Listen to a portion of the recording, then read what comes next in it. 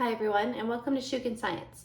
In this video, I'll go through some examples of dihybrid crosses, which is where we, instead of just looking at the inheritance of a single trait, we look at the inheritance of two traits through multiple generations. And now, dihybrid crosses, when you see them written out here in a minute, they might look intimidating at first, but they really just follow the exact same steps as what we had done with our monohybrid crosses, beginning with determining the mode of inheritance. Now, of course, since we're looking at two different traits, there's going to be two modes of inheritance. Sometimes they have the same mode, sometimes they're slightly different. In either case, you need to begin with making a legend just so that you don't get all the different letters mixed up. Since we're talking about two different traits, now we're going to need two different letters, and it's very easy to just kind of get these mixed up in your mind. So we're going to begin by determining those modes of inheritance and assigning letters to each. So the example that we're using here is pea plants. And actually, as Gregor Mendel found, in peas, there's lots of single gene traits that you can trace through generations. We, in this example, are going to be focusing on pod color and the size of pods. Now, it does tell us that both of those genes are located on autosomes. Now, it doesn't tell us if they're located on the same chromosome or different, but we know that they are both inherited in an autosomal manner, so we don't have to worry about those annoying X's and Y's. And then it goes on to tell us that for color, green is the dominant allele over yellow, and for size, long is the dominant allele over short.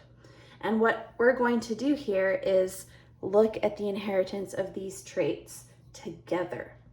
And so to make sure we don't get them mixed up, we're going to assign letters to each. I'm going to use G for pod color.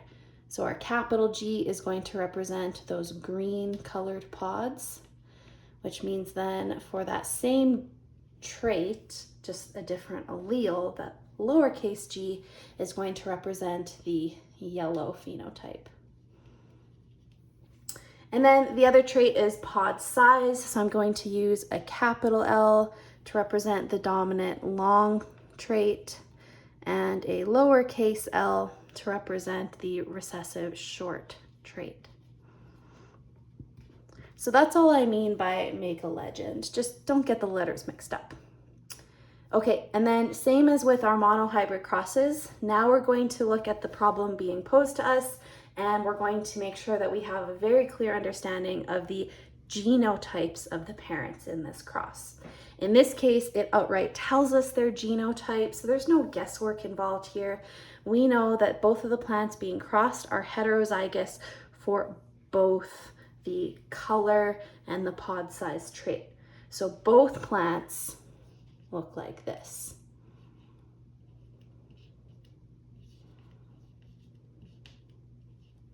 All right, so here's the cross that's being done, heterozygous plants for both traits.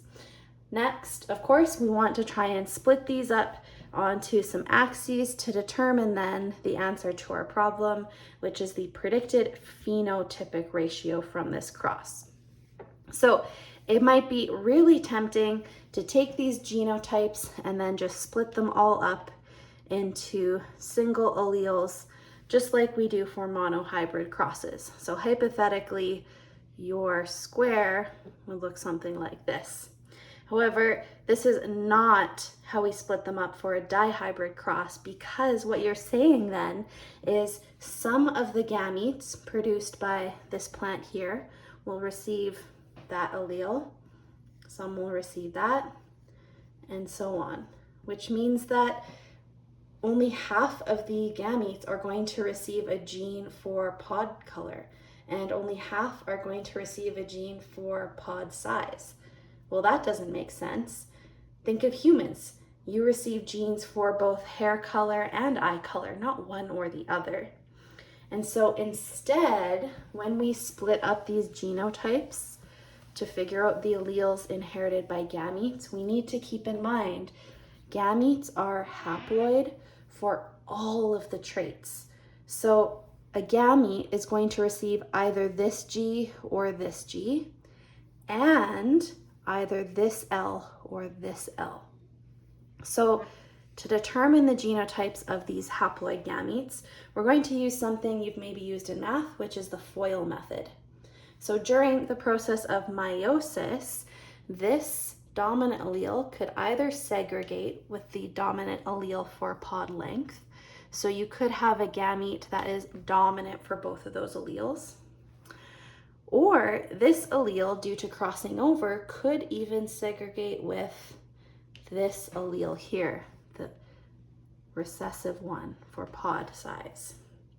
And then same with this allele. So this lowercase g for pod color, during meiosis, it could segregate with the dominant allele for pod size, or the other outcome is a fully recessive gamete for both traits. So we use this FOIL method to determine possible combinations of alleles for the two different genes. But I wouldn't do this.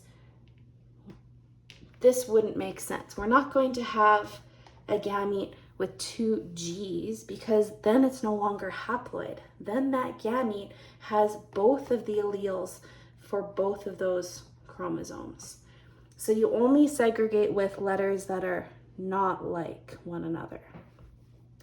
And then of course, since this parent had the exact same genotype, they're going to produce potential gametes with the exact same combination of alleles that we see up here.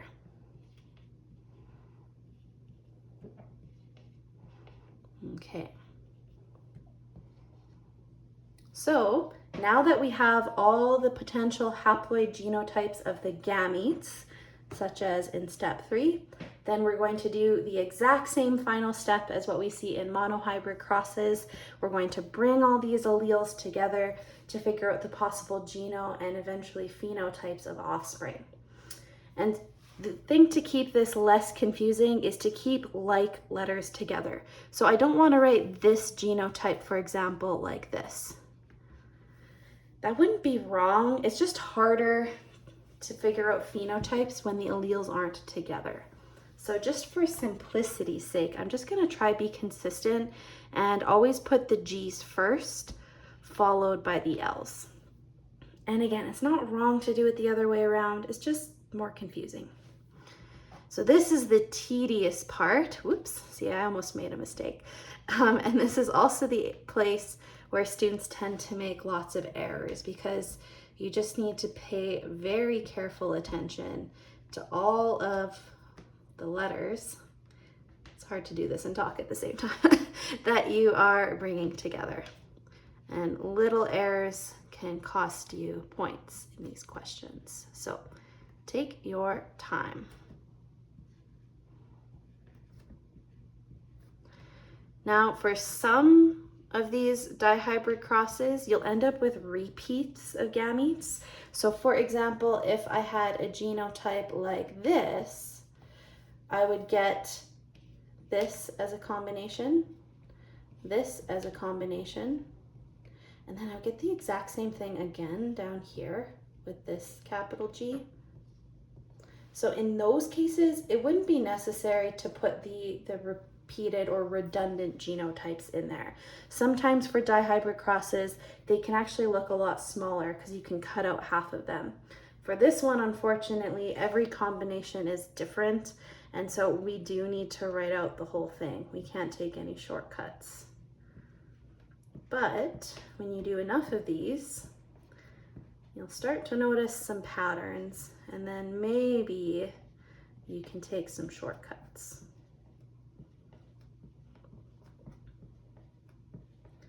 Okay, and then my last one, the only full recessive individual.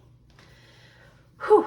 Okay, so those are all of the potential genotypes of the offspring produced by this cross. Then, of course, we need to figure out the answer to the question. This is asking us to determine the predicted phenotypic ratio of the offspring produced in this cross. And now what I like to do when there are so many different combinations here is go through and either color code or shape code what each of these different genotypes represent. And we know that there's only 4 possible combinations of phenotypes. So I'm going to just make some tallies. So we are going to have some offspring that are going to be dominant for both. So they're going to have green long pods. The other possible combinations are dominant for one trait and recessive for the other. So we could have some offspring with green short pods, or vice versa, dominant for this one, recessive for this one. And then the other possible combination is recessive for both traits. So they're going to, did I write long short? Oh dear. That's supposed to say yellow and long. Sorry guys. And then yes, the fully recessive one is yellow and short.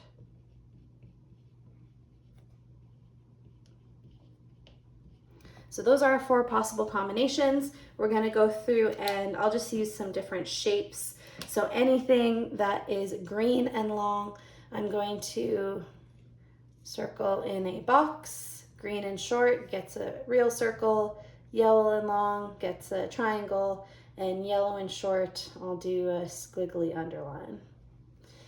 Okay, so our first one is green and long. We know that because it has a dominant allele for both characteristics, so we have one of those.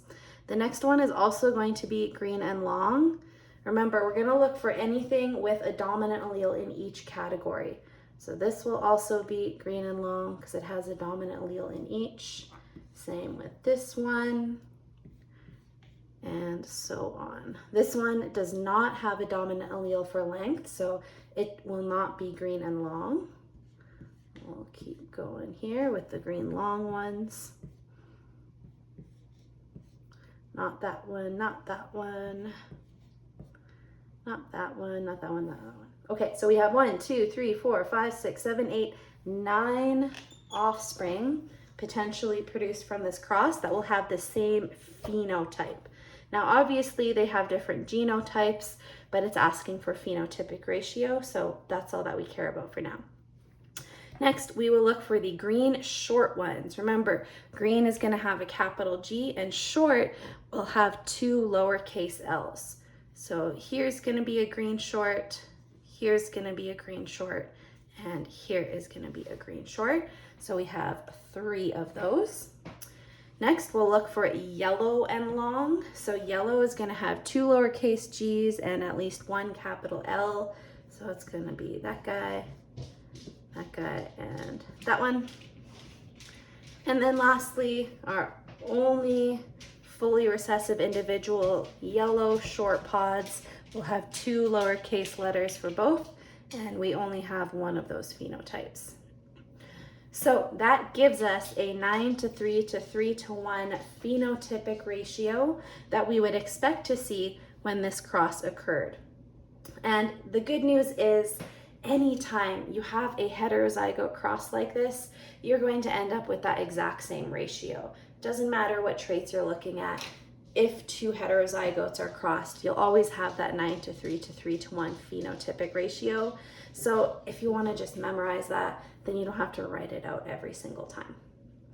And the reason I say predicted is because this is only true if the genes for pod color and pod length are either far enough apart on the same chromosome or found on different chromosomes. Because if they're really, really close together, then some of this crossing over is less likely to occur, and some of these phenotypes are less likely to be observed. If that's the case, we say that the genes are linked. So if you'd like to learn more about gene linkage, check out my next video. Thanks, everyone.